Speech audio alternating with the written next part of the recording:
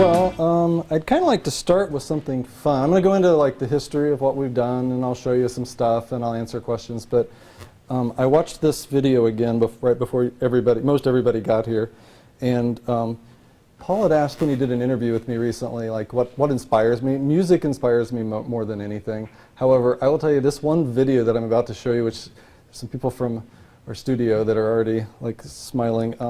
This thing's probably inspired me, and I don't even know why. It's so crazy that they even made this thing. So this video I'm about to show you is made by Caterpillar, I think in the 70s, and I used to know who produced it because it's actually somebody that produced some well-known either movies or shows or something in the meantime. But it's called Shake Hands with Danger, and Caterpillar put it out, like I think around 74, 75, to teach basically anybody working there how not to stick their hands into large moving parts. And I know it sounds morbid, and I know by the sound of everybody, they're like, what are you guys about to see? And why are you showing me this now? And like, why not?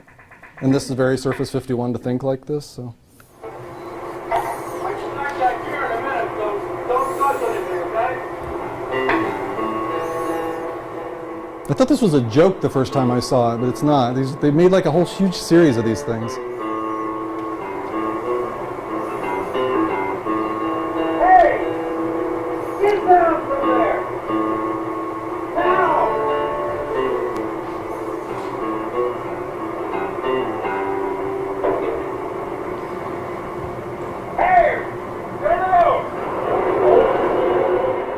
Kind of feel the tension building already, right? Why did they bump that control by accident? You'd be mincemeat by now. What have I told you? You don't work on equipment when the engine's running. Well, I told him not to touch anything. All right, I guess I wasn't thinking. You weren't thinking? You mean you'll work on engines and machinery and not think of your own personal safety?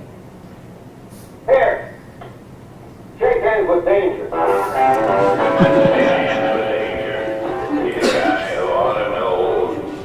I used to laugh at safety. Now they call me Three-Finger Joe. Come on, that's funny. Whoa, those were real. Anyway, it doesn't have anything to do with anything other than I think that one thing that Surface 51 really embraces is trying to come up with ideas that stick and things that people can think about long after they've seen it. I can tell you that I think I saw that 5 years ago, and I watch it probably every, I don't know, we watch it at the studio, every time we get together, we're like, why not? So hi, I thought I'd give you a little bit of a quick background about Surface 51. So I started Surface 51 in the end of 2004, beginning of 2005, and I really just was looking to make a living. I wasn't really even intending on starting a business or starting a company. I started out of the one main building downtown. They had these offices called the Enclave where you could rent them by the month. And I had this wonderful experience where I met 2 or 3 different people in the building that did other things that were creative. So I met someone that was a writer, I met somebody that did web projects. I was a designer and more of a salesperson type myself. So we kind of started putting the whole thing together, and within 6 months we had 2 or 3 fairly decent sized projects. One of the first clients that we had was the now defunct Jim Gould restaurant, which we helped them come up with all of their identity and their initial marketing materials. And then there was I don't know if any of you have heard of this, but there was a community visioning project called Big Small All that was basically trying to get people to come up with what's your big idea for the next 30 years for our community. And we were involved in that, and we worked with the EDC on that and other local stakeholders. Anyway, met a whole lot of people and did a whole lot of things quick and needed a bigger boat really quick. So we moved out of the Enclave in the end of 2005. We got a little studio over on Chester Street. I don't know if you know where Chester Street Bar is or the salon is. We were in this little funky little office space in between the salon and Chester Street Bar, and grew out of that in like 6 months. And they had another little building at the end of the street that we kind of added on to for some office space.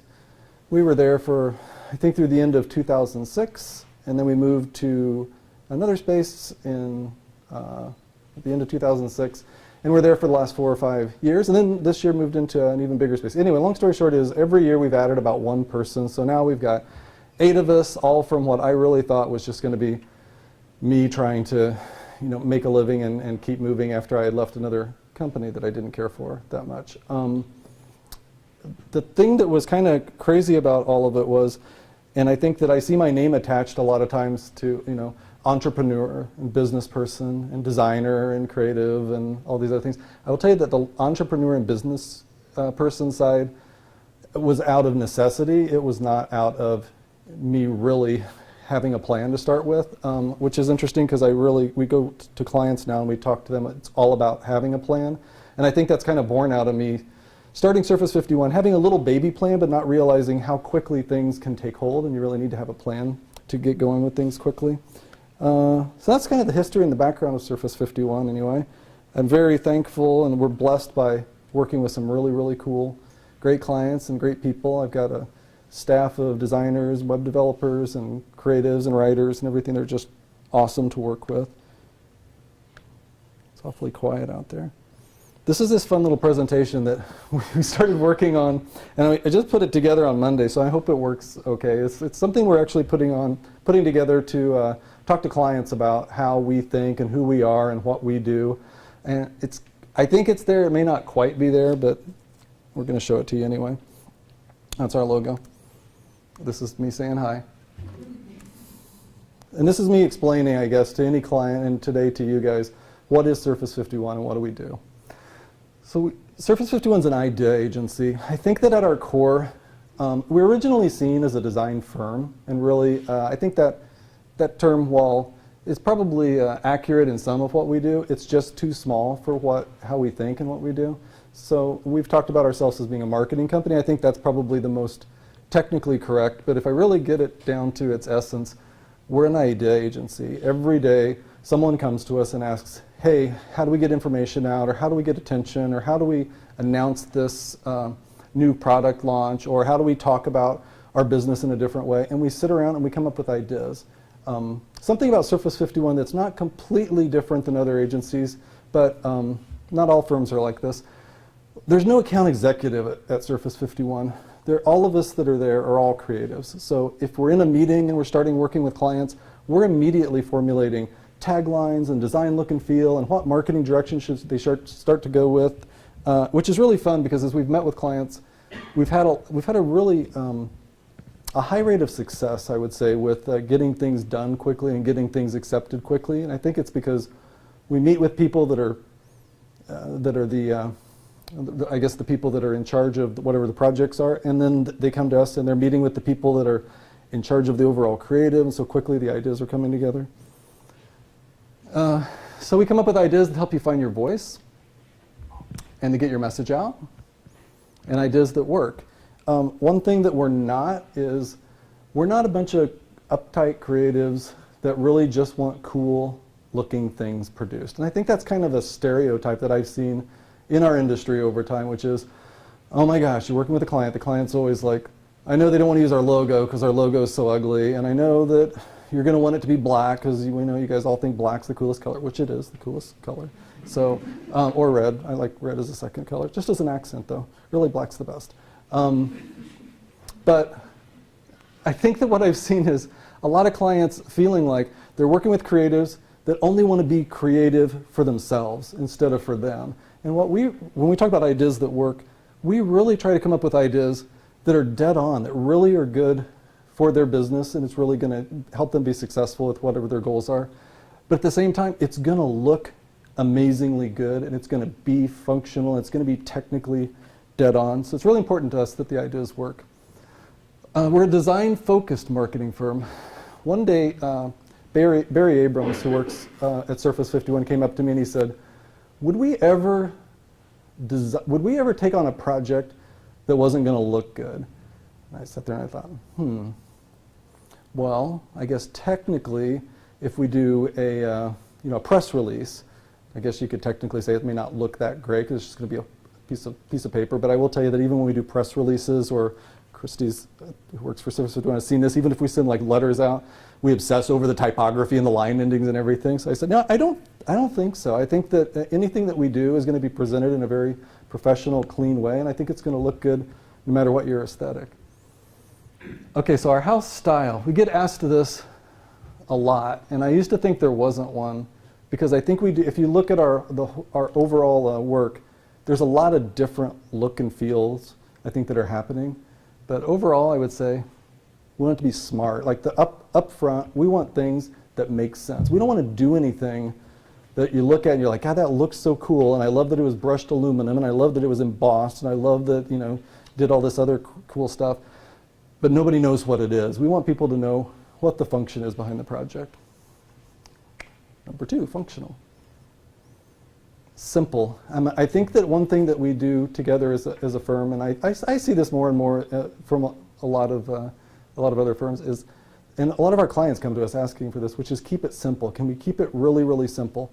I think when we start projects, you'll see us put things, the kitchen sink together, because we kind of tend to throw everything at it because we want to have all the best ideas together. And then we have this internal credo, which is edit mercilessly, which is just like take away everything extraneous if you can. And then sometimes go back and add that one last thing back on if it's needed. And impeccable. Again, this is a word that I think that we're trying to find another word for impeccable. So if anybody here at the end of the, actually I got a few free gifts we'll throw out. If anybody has a better word than impeccable, let us know. We keep hitting this and I like it, but we say it a lot, so I think our work is pretty impeccable. Our strength is planning and our niche is marketing. To go back to what I was saying a little bit ago, to keep from being just a design firm, we really embraced the idea of being marketers. So people come to us, they have a goal, they want to have something produced, they need to get the message out. We come up with a plan for them. What we're not is Surface 51 isn't the type of firm that produces an inch deep's worth of white papers telling you what that plan is. You usually get 2 or 3 pages because we think our plans are pretty simple, pretty concise, and also we're antsy. We like to get going quick. We like to save clients money. We like to get the projects basically in our pipeline there and going as quickly as possible and produced. And most clients come to us and expect that. We work with established brands, and later in the presentation I'll tell you a little bit about some of the clients that we're currently working with. And we work to establish brands. So a lot of clients come to us and they don't have anything. Sometimes they just come to us with ideas. We've actually had somebody that came to us just recently, and he just got his MBA, and he's like, I just know I want to do something, and I don't know what I want to do, but I want to know, like, when I do it, what should I be thinking of? So we started just, and we're known for meeting with people and just kind of starting bantering ideas about and talking to them early on. I think we work to establish a lot of brands, both in terms of naming them. We do a lot of initial branding, a lot of identities. And I think the most important thing that we do when we're establishing brands is we help them to find that voice. So clients will come to us and they'll say, this is what we do, but we don't know quite how to say it. And we help them figure out how to say it, which is it ends up being both in messaging and in visuals. What does that segue to that? Oh, so we work with national brands, regional, and sometimes just down the road. We've worked with people all around the globe. We've worked with some companies that have just been down the street. We do a lot of work with research park startup clients. We're good stewards of budget and time. I think we're really good stewards of budget and time. And I think that at any moment we're thinking, not in terms of here's the budget and where are we at in the budget, but okay, for this much money, how much can we produce for our clients? A lot of our clients come to us and they don't have the necessary expertise to set up an entire branding system, but they may have some abilities to use some of the similar softwares that we use, like InDesign or Photoshop, Illustrator. We'll set up a lot of templates for clients. We'll create things and then say, hey, pay us to do this much, but then you guys run with the rest of it, which I think is a really good use of somebody's budget.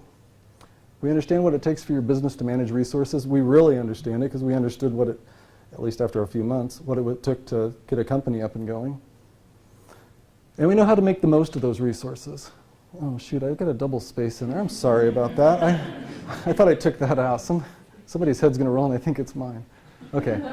We think a lot. I mean, I think that's what we're known for. And I worked at a place that I will not name, but I had a motto for, I guess, a tagline I wrote for them, which was always thinking, sometimes doing, which I hated because I loved thinking, but I'm like, for crying out loud, now that we've thought about it this far, we know we're right, let's just do something about it. So our motto kind of is like always thinking, always doing, like always be thinking about it, always do something about it. We really try to instill in everybody that works at Surface 51 this idea that at any point in the project, question everything, question like, why is this still in front of me? Did the client really see, did the client really say that? Or who gave us this photo? And, instead of just becoming a firm that is very responsive and, well, I don't know, that's what they gave us. They gave us these headshots. We just start questioning a lot of things. So we're just always thinking about things. This is really at the essence of who I think we are. We're researchers, we're journalists, we're explorers. We're really explorers. We're always trying to look for, like, what's the next thing that's really going to, I guess, break through for our clients.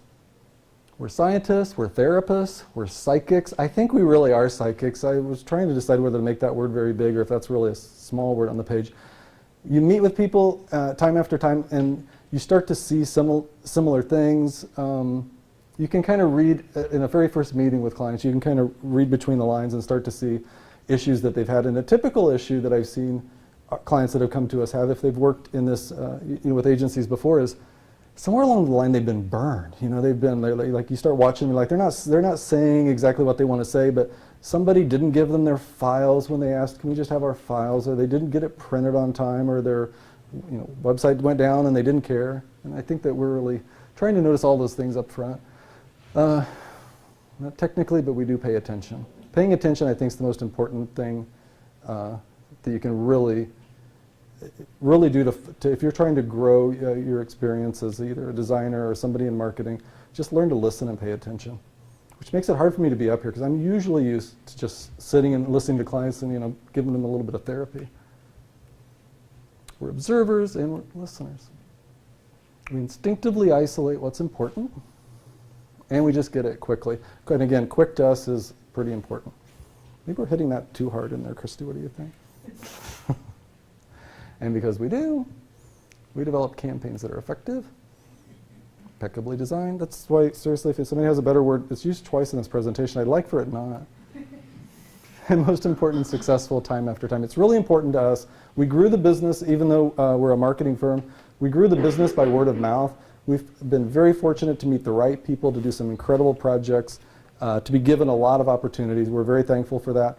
But it would not have grown if we hadn't have done the right things and continued to do them over and over again. I will tell you that everybody that works at Surface 51 knows I'm a stickler for that. I tend to come in and say, what did they just say? What's the mood of the client right now? I'd really like to know. I want to know how they're feeling because I want them to have a successful experience every time. So this is for clients. It's really not about you. It kind of is about you today. Sorry, I'll see that again. It's about you. Let's begin, which is really the ending of this part of the presentation. That's our logo again. Any questions so far? Because I'm going to drill everybody for questions really hard in just a little bit so we can keep this going. So here's some of our clients. Oh, sorry.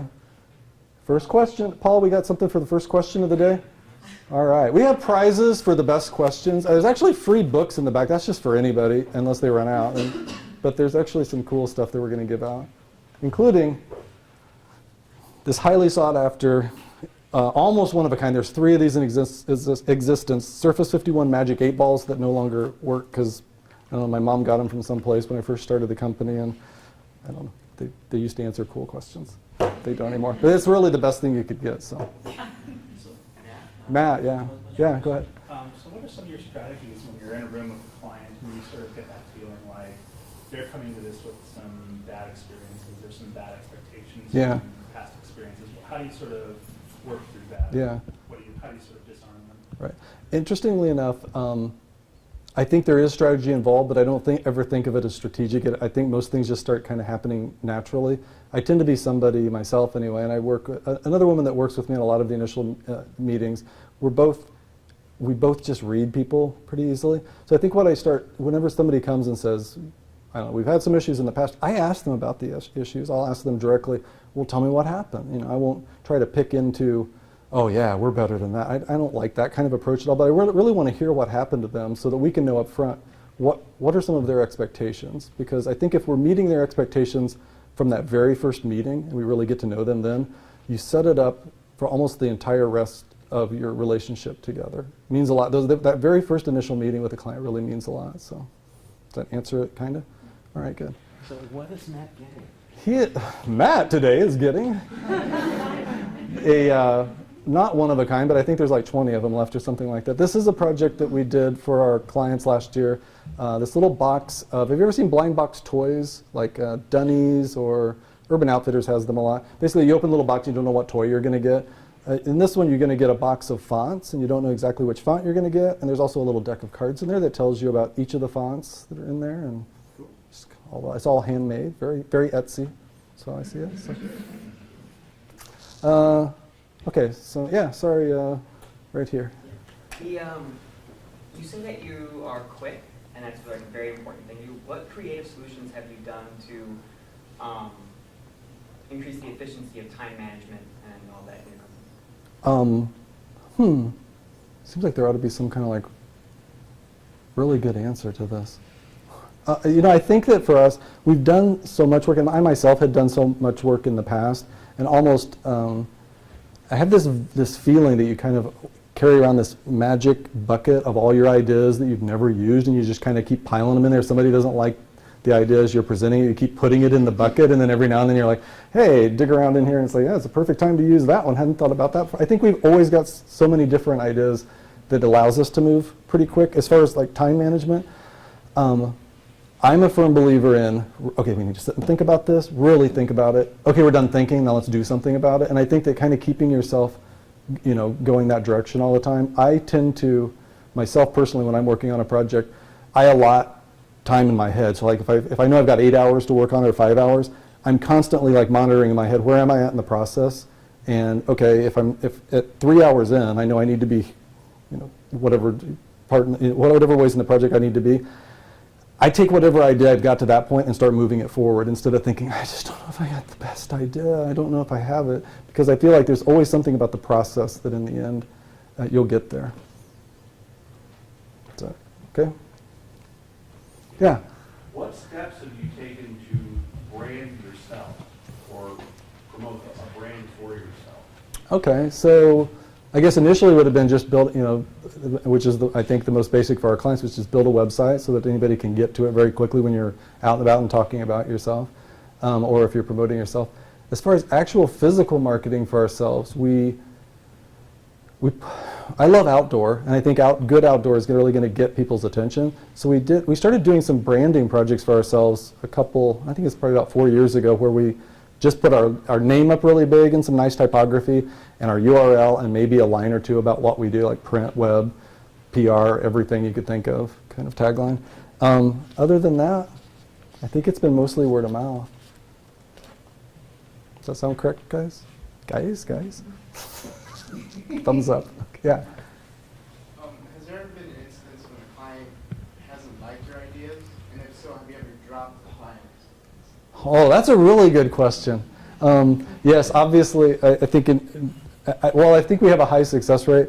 There are many times when clients don't like ideas, you know, and I think sometimes that's been maybe a miscommunication in an initial meeting where you think you heard them say they don't like orange, but they actually said we love orange or something like that. It's something that just a nuance that doesn't happen. That happens in a meeting that you don't pick up on, but. We've kind of got a tenacious nature of never give up, so I don't think that ever gets in our way. I don't think we ever come away from a meeting, or rarely do we come away from a meeting with they just didn't like anything and we're all just bummed about it, because you're kind of working on a whole bunch of other things, and you're like, well, if we don't have an idea in this, we're gonna get there eventually, and we're gonna do something fun after we get out of this meeting. What was the last part of your question? Sorry. Have you ever dropped the client? Yeah, we tried one time. I actually have tried a couple times in very,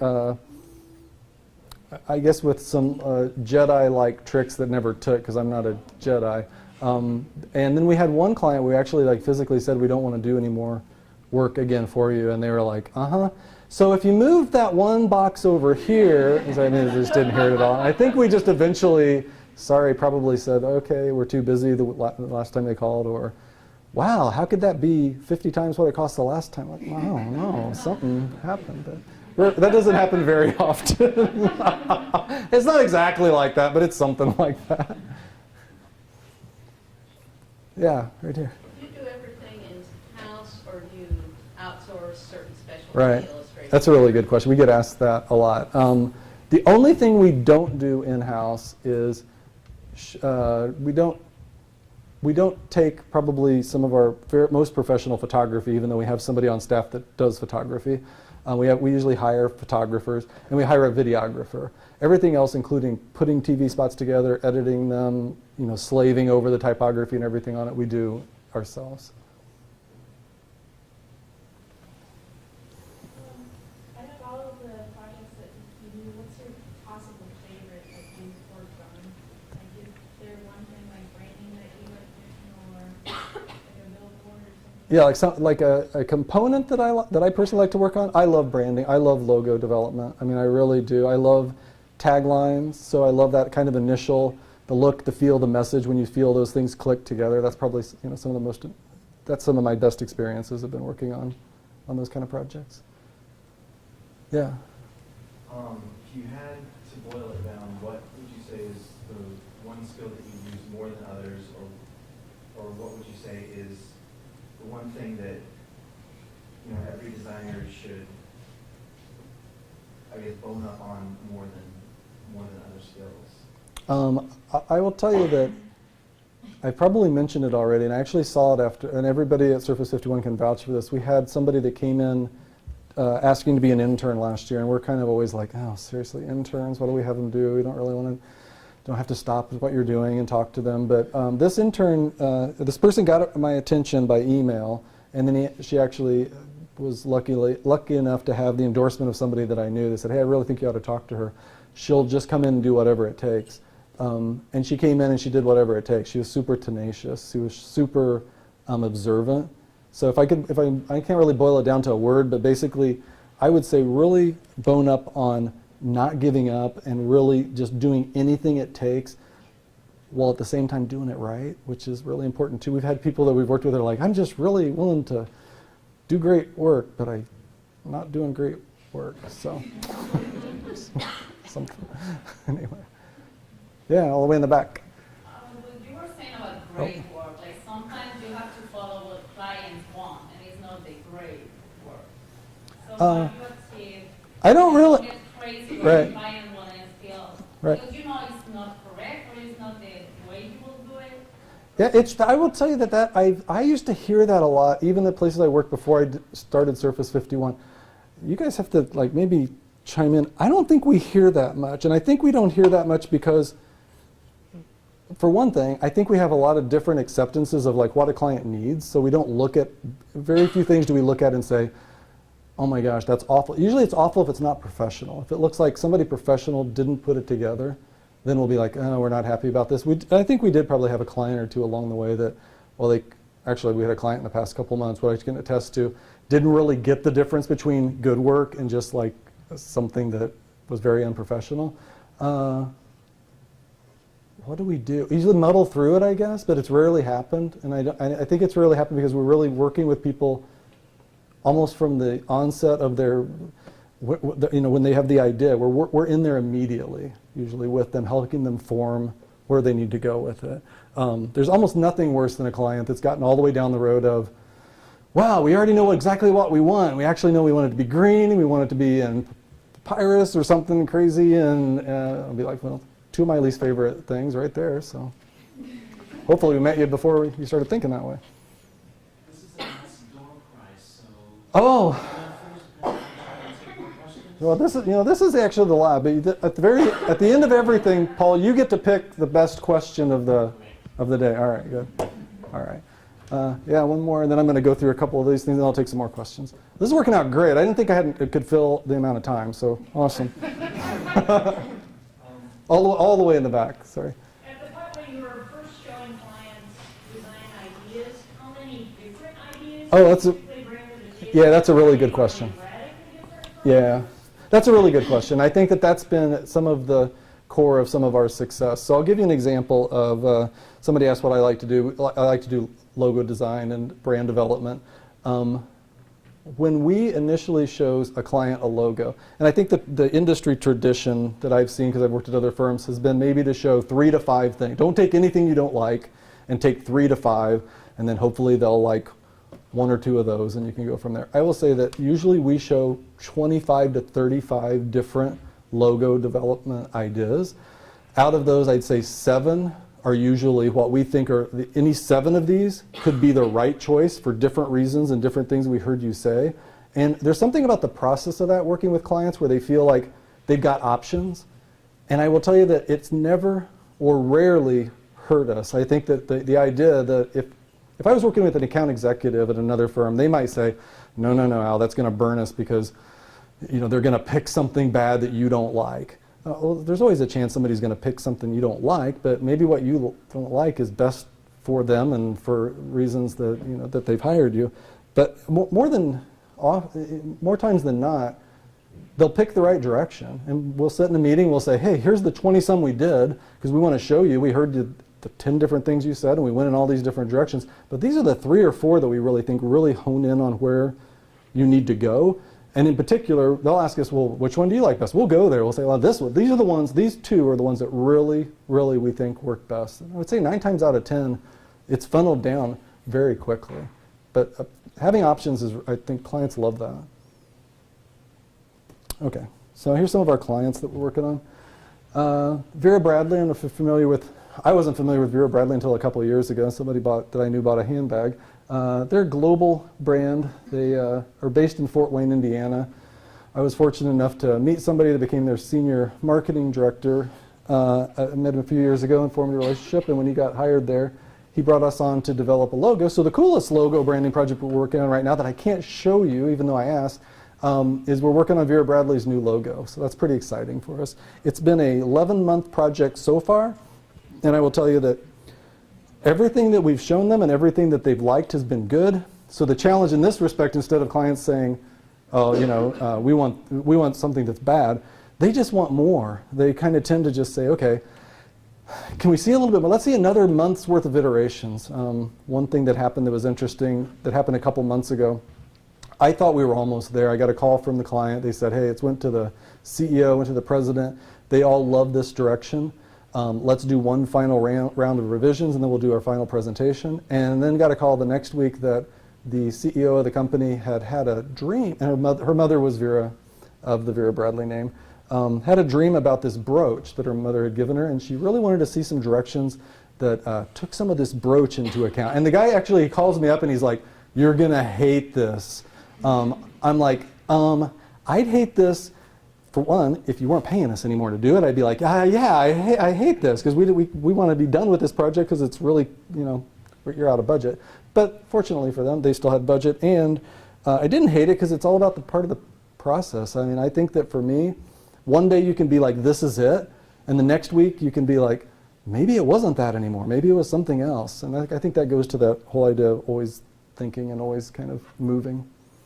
Busey, so that's a regional client that we've worked with. We did a lot of, we didn't create their logo. Their logo was actually a combination of a column that was in Main Street Bank, and then the typography from the name Busey. They got forced together at some point, like 5 or 6 years ago by another firm.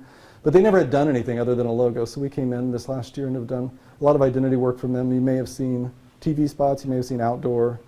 It was another client that we came in and set up a big system for them. They actually have a marketing department larger than Surface 51, but they're rather inexperienced. They've worked, probably most of them, a few years in the industry, so they're looking for somebody to really come in professionally and come up with the system, and then they can run with it. Jimmy John's, which is their corporate offices here as well. We did this cool franchise sales CD for them a few years ago, and I think we've updated it 7 times, something like that now. Everybody that's worked at Surface 51 has seen the revisions for this thing come through every year. State Farm contacted us. State Farm has their international offices in Bloomington, Illinois, and they contacted us about a year ago, and they were starting to go through local firms trying to find, is there somebody here in this region that can take on some projects for us. They use DDB as their main overall agency.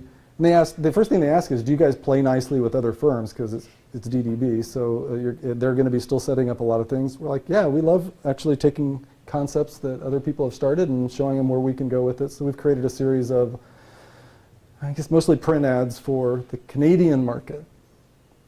That's all part of that Good State, Better State ads that you may have seen on television lately. MTD is one of our very first clients. We love these guys for a lot of reasons, but yeah, if you see bus boards right now with people talking about why they ride MTD, those are some of the work we've done for MTD.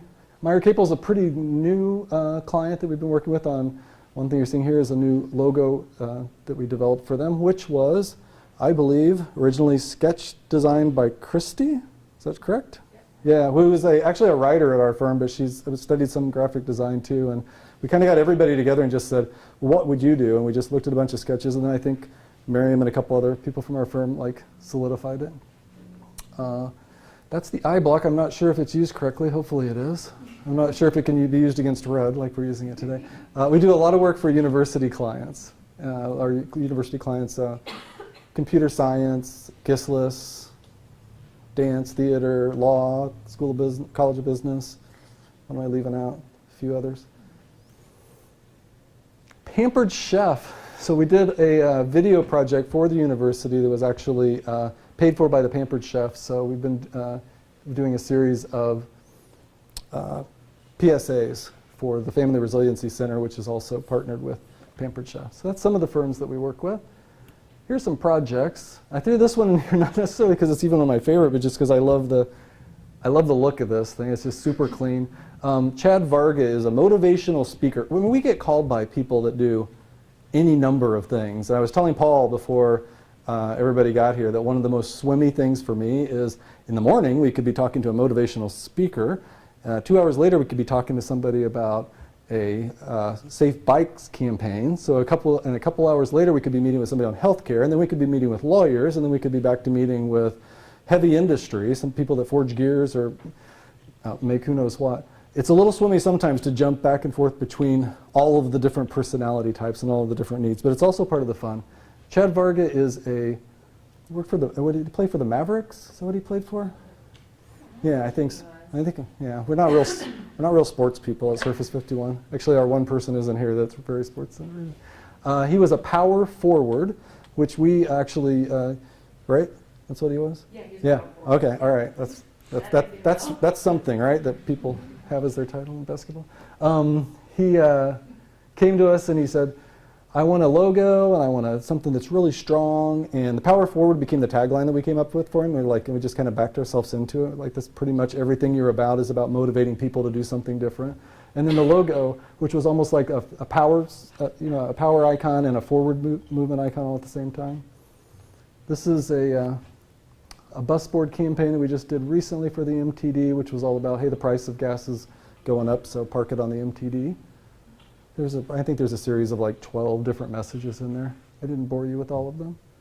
This was going to be a time killer. Now I don't even know if we have enough time, but let's play this really quickly if you don't mind.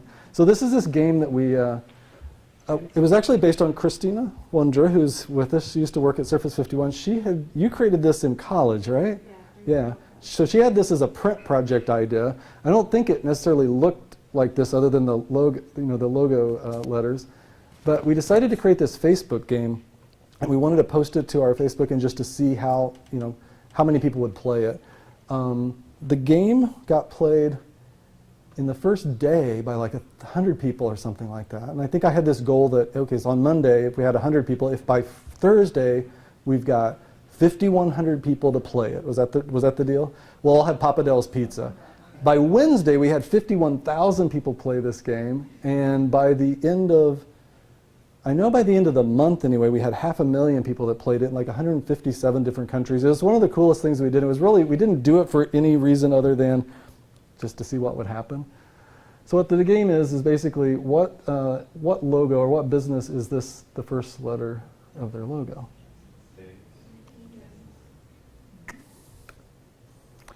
All right.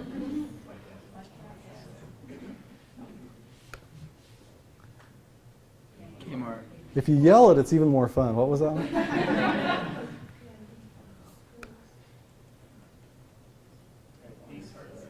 Ace, where's that? There we go. Interestingly enough, we were selected as the firm to work with by State Farm.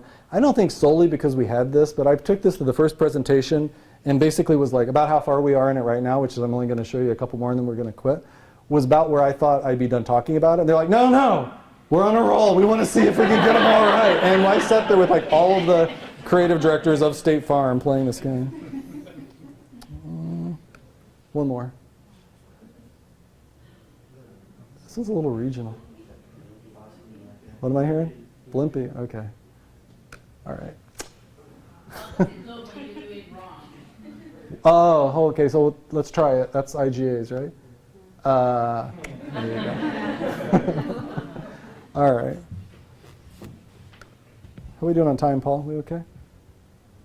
Oh, this is some print pieces that we did for Busey this last year. This is part of a collateral package that they hand out to people.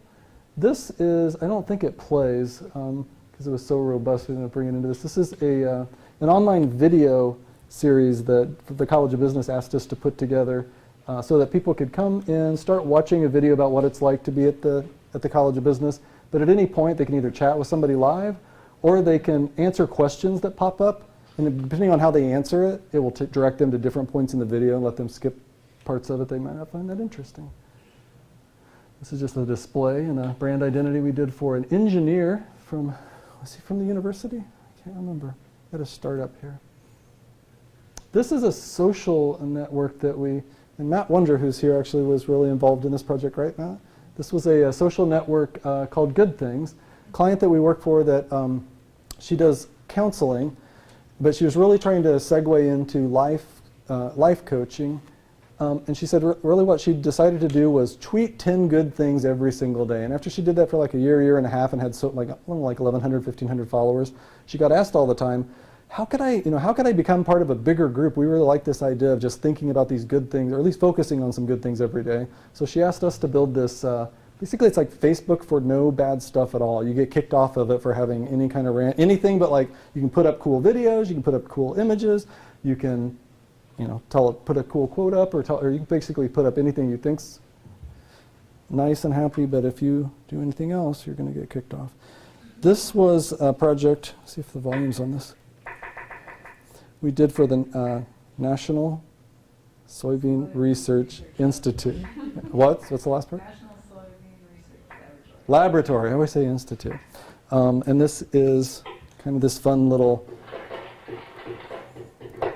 project that tells kids, it was originally focused on kids in Honduras, Nicaragua, I believe, on basically ways to eat healthy and, well, you see. I'll give you an example. So let's go through here. Always wash your hands.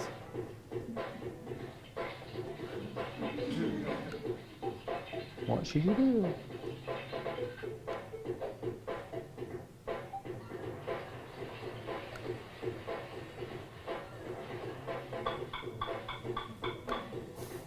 I didn't know that one.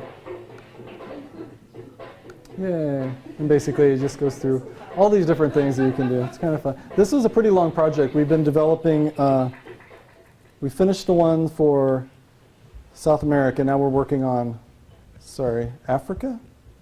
African Portuguese, Haitian French, Yeah. Indian English. Yeah. Hear this little song? We all hate this song now, so we don't ever play it out loud. Put it that way. We worked on a project that was a holiday related one time and had this little Christmas song in the background. We just about killed, nobody was looking forward to the holidays that year at all. All right. I did bring some pictures. We get asked a lot about our new studio. We moved into a new studio end of June, beginning of July. And we had fun because we got to move it into, it's the old trolley station on up on Neal Street.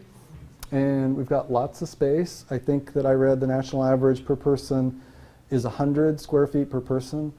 We have 5,200 square feet and there's 8 people there. So we have plenty of space for each one of us to lose ourselves from each other if we want to. This is just a few shots. The entry to the studio is an old freight elevator. So that's what you're seeing on the left. And actually you're looking through the freight elevator here.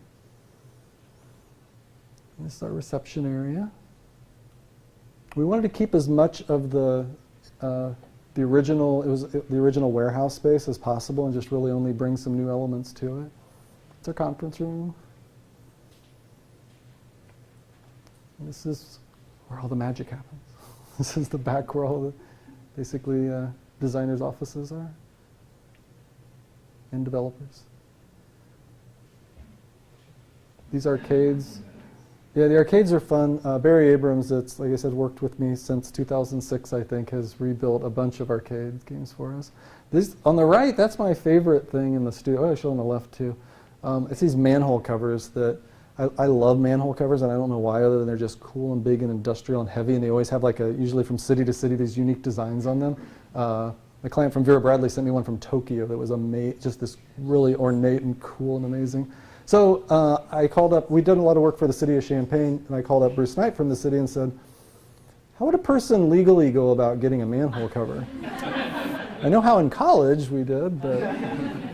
so anyway, as it turns out, they keep them around for recycling, and they allowed us to purchase 3, and they allowed us to pick them out, so we got to pick out the coolest looking ones, and I know that I think I'm probably the person that loves these more than anybody, so I probably talk about them too much.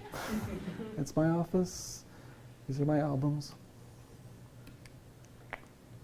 And that's the place at night. That's it. More questions, though. I think we got a couple minutes. Yeah, over here.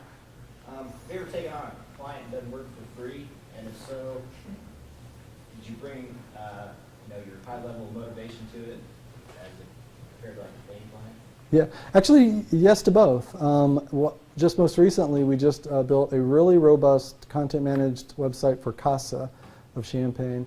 And yeah, I think when we bring it into the system, the expectation is if we take on a pro bono project and a client like that, we try to do like one a year, that it's going to get the exact same attention. I would say more often than not, maybe even a little bit more attention, because you're really wanting to make sure that they understand that you believe in what they're doing and you're doing it for the right reasons. So yes, yes. Yeah. There's kind of a joke that, art is never finished, it's just abandoned. But is that, do you find that that's sometimes true in graphic design, or do you feel like it's that, you sweat the details, you get everything down to the precision, or do you feel like there's just times where it's like, it's good, let's move on? I have this general attitude that at some point you just got to call it done, but that it's got to be pretty, and I think I mentioned this in something I just was talking to somebody about lately, it's got to be pretty damn perfect too. So we would never be done with anything we didn't feel like it was good and right, but could it be different? Could it be better another day? It's possible. I tend to like cut those strings off once I'm done with something, and not. I've seen people actually at our studio though over time, like a year later, like, oh, this could have been so much better. I'm like, uh-huh. Well, we did some more things since then though, and we're going to continue to do some things. And that's kind of my general attitude. All the way in the back.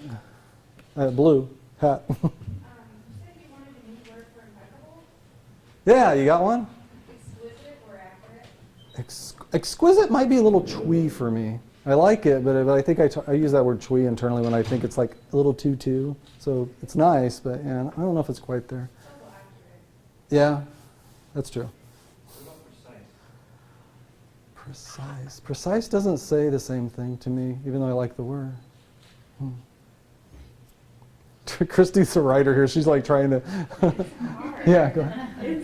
Do you have systems for measuring the effects of your work after it is done, or do you leave that to your client?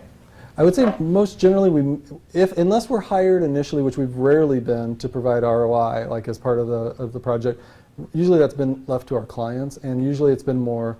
I think our approach is more gut instinct and more high rate of success time after time with clients to show a return on investment instead of, hey, we're gonna measure this and prove it. Usually because the measurements are there's so many different ways you could measure something's success, and it can be quite expensive to do. So we'll ask clients up front, especially depending on the scope of the project, is that something they're interested in or not? They're happy to come back.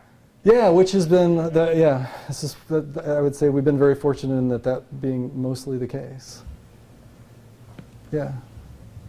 In terms of budgets for a client, are you able to, like, say we can do like this for this much money, but if you want this, it will cost you this, and be fairly accurate, or is it a more? I think we're fairly accurate. I think that it's. I've done this for enough time and kind of seen myself personally how much time I think it should take to be able to like scope most anything. Every now and then, and I'll say it's usually a technology project, especially for me, that where I don't actually build that type of work myself or understand maybe all the behind the scenes details. So I go to a lot of other people and ask them up front, what's it going to take? Those type of projects can derail potentially, but in my head it kind of all comes out in the mix. I don't spend a lot of time. I had a friend that used to work for a company here in town years ago where they actually looked at their productivity every single quarter to see how many hours did you spend, and did that actually hit budget, and where are you on, and that's how we're going to actually cheer you up for where you're at and where you're going to go this next year. I don't believe in that at all, so it's rare that I'm looking at a budget in that sense, but in general I think we've got a pretty good idea. Yeah. Thinking about impeccable surface, superb surface. Superb surface. Superb's a nice word. Let's put that one in the off to the side one. Maybe so. Are we out of free things to give? I think, except for Paul, who might decide that's the best question ever. So, sorry, right here in the black blazer. Oh, I have a question about, you're someone with a lot of experience. What's some advice you can give to up and coming designers to prevent them from getting burnt out from the design field? We've talked about that. We've talked about that internally every now and then. I'll tell you how I do it, which this is just my own experience is, and I find myself maybe somewhat dissimilar than other designers in that I don't necessarily take design and what I do past 5 or 6 o'clock at night if I'm done with my work anyway for that day. I tend to look around. I'm always curious. I'm always thinking about things.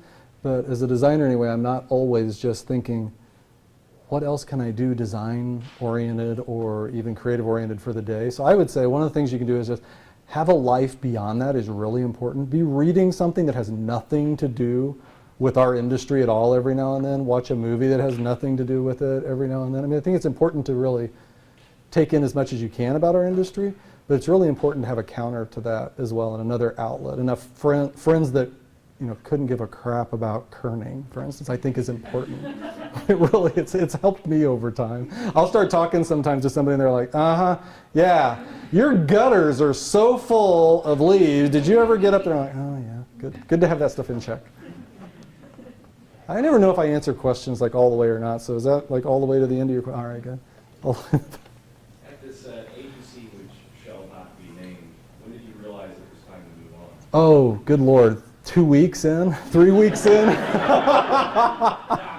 Yeah, there were some mindsets that weren't just gelling, I would say. But there was enough of us internally kind of, we knew we were, I think I have this kind of mentality anyway that I kind of think I'm right about things. I'm like, I know I'm right, that this isn't going to work. And just really I was looking for, well, what to do? What do I do about that now? I had left a firm that I had been at for 13, 14 years that I really loved, for another opportunity that didn't pan out, and I'm like, okay, well now, smart guy, what are you going to do? So, and again, just wanted to make a living. That was really my initial goal. Yeah. I was curious in how you decide how many projects to take on in a given year, or how much is too much for your team. Where's Jody? Is Jody here? We have a I think it's probably a crutch, but we have a full-time project and traffic coordinator that I kind of look to for that at any given time. Again, some of it is just feel. You can tell when we've taken too much on. We've been there. We've been there where it's like, okay, how are we really digging ourselves even out of it right now? What I will say is probably the past year and a half, it sure feels like the pacing, that we've been able to figure out pacing and stuff better internally. And I think it's really helped to have a project coordinator that can come into my office and say, there's no way this is going to happen 3 months from now. You can't tell them what you want to tell them, which I'm wanting to tell them. Yes, we can. Yes. All right, Paul, how many more questions we got time for, Paul? Where's Paul at? Okay, one last question. Somebody new here. Yeah, right here. You said get a lot of inspiration from music, so you have a top 3 tracks. Oh, I knew that was going to come up today. So, actually what I thought, if that question happens, I'm going to look at, you guys all know what Spotify is? Yeah. All right, so when I found out about Spotify about a year ago, I was like, no way can I find almost anything in the world and listen to it anytime I want to, but I can't even believe it exists. Seriously, coming up from a time period of, I started listening to music in earnest in the early 80s and really starting to collect albums and CDs and everything. I can't believe everything is so accessible as it is now. So let's see, what's on my latest playlist here? A band called Nude Beach. You guys heard of them? They're pretty cool. They're kind of, I'd heard them pitched as Tom Petty meets Joe Jackson, which I was kind of intrigued by. I'm like, it don't seem like they would hang. Right now I'm listening to ZZ Ward, which is cool, kind of Adele meets, I was going to say Amy Winehouse, but they really kind of one and the same. Huh. Anyway, it's really good stuff. This will sound crazy, but there's an old band called Pure Prairie League that I hadn't thought about in about 20 years, and I heard one of their songs the other day called Amy, and I'm like, I got to hear that. Anything Ryan, I love Ryan Adams. I love Amy Mann. If you've never listened to Amy Mann, seriously, give your life away to her. She's awesome. I think that's it. Thanks, everybody. All right. Oh, wait, one last question. No, one last prize. Best question. What did you think? Were you keeping track? All right. This is all you had to do this whole time sitting here. Okay, let's give it to Tim, just because it's sitting right now. All right. Good. Tim gets the magic unworking Surface 51 ball. Thanks, everybody.